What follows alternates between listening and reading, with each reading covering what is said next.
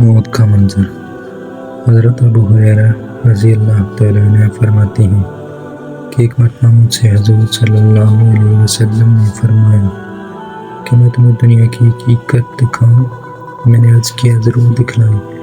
حضور صلی اللہ علیہ وسلم مجھے ساتھ لے کر مدینہ منورہ سے باہر ایک کوڑی پر تشریف لے گئے جہاں آدمیوں کی کھوپڑیاں، پاخانہ اور پھٹے ہوئے چیتڑے اور ہڈیاں پڑی تھیں۔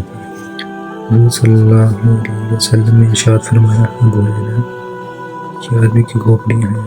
یہ اسی طرح دنیا کی ہرس کرتے تھے جس طرح تم سب زندہ آج کل کر رہے ہو۔ یہ بھی اسی طرح امیدیں باندھا کرتے تھے جس طرح تم لوگ امیدیں لگائے ہوئے ہو۔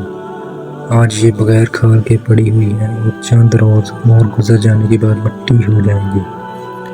یہ پاخانے وہ رنگ برنگ کے کھانے ہیں جن کو بڑی محنت سے کمایا، حاصل کیا اور پھر ان کو تیار کیا اور کھایا۔ اب یہ اس حال میں پڑے ہیں کہ لوگ اس سے نفرت کر کے بھاگتے ہیں۔ یہ وہ لذیذ کھانا ہے جس کی خوشبو دور سے لوگوں کو اپنی طرف متوجہ کرتی ہے۔ اور اس کا امتیاز یہ ہے کہ اس کی بدبو لوگوں کو اپنی طرف سے منتفر کرتی ہے۔ یہ چیتڑے بہت زینت کا لباس تھا جس کو پہن کر آدمی کرتا تھا۔ آج یہ اس حال میں ہے کہ ہوائیں اس کو ادھر ادھر پھینکتی ہیں۔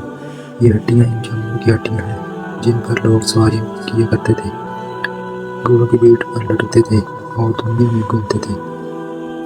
بس جسے ان احوال پر اور ان کی عبرتناک انجام پر رونا ہو وہ ان کو دیکھ کر ہو۔ حضرت ابو ہریرہ رضی اللہ تعالیٰ عنہ فرماتے ہیں کہ ہم سب روئے۔ ایک اور حدیث میں ہے، حضور صلی اللہ علیہ وسلم کا ارشاد ہے کہ دنیا دار کے اعتبار سے میٹھی اور سبز ہے اور حق تعالیٰ شان نے تم کو اس میں اپنے اسلام کے جانشین اس لیے بنایا کہ تاکہ وہ یہ دیکھے کہ تم اس میں کیا عمل کرتے ہو۔ بنی اسرائیل پر جب دنیا کی فتوحات ہونے لگیں تو اس کی زیب و زینت اور تمہارے چکر میں پڑ گئے۔ دوستوں،